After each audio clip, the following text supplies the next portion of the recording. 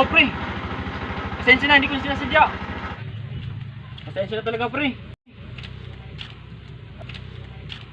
Anong pasensya? Gago ka pala eh.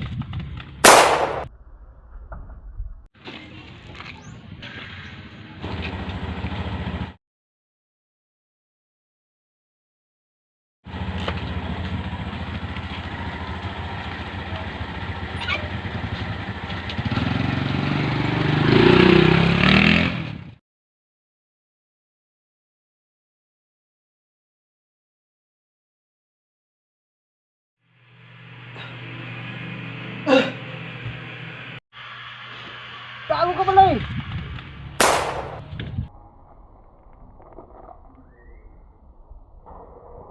Gago ka pala eh.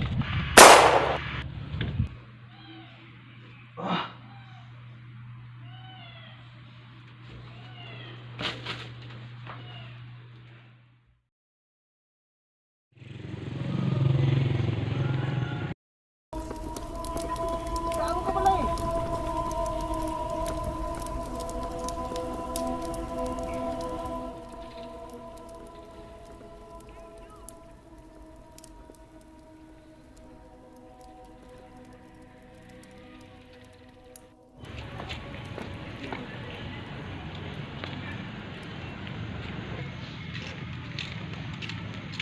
Magandang umaga, Father.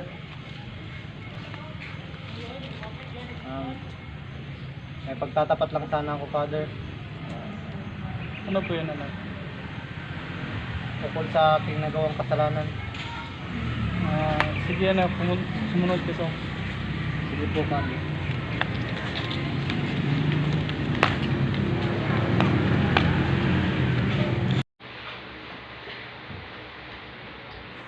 Ano ba yung pagtatapat po sa akin, anak? Pagtatapat ko lang sana, Father, na meron akong napatay. Hindi ko naman po intensyon na patayin siya, pero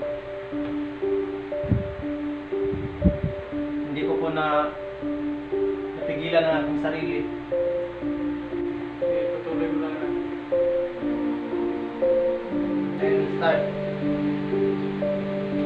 Father, kaya mo ba akong matawarin ng ating Diyos Ama? Huwag kang mag-alala. Ang Diyos, ang ating Ama, ay handang magpatawad sa atin sapagkat tayo ay kanyang anak. Sana kaawaan ka ng ating Panginoon. Ito lang yung dapat mong tandaan.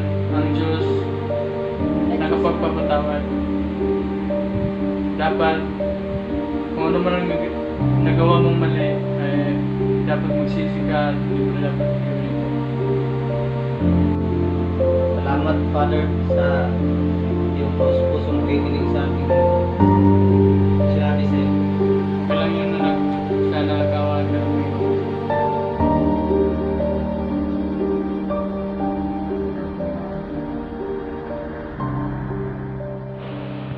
Please all rise.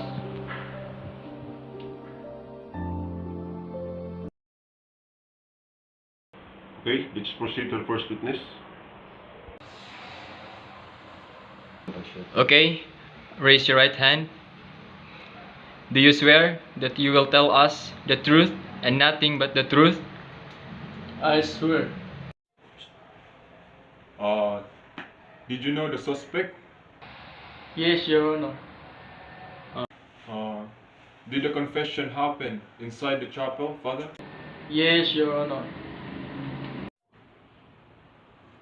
Objection, Your Honor. Your Honor, in behalf of my client, the presented witness are not qualified to testify based under the Rule 130.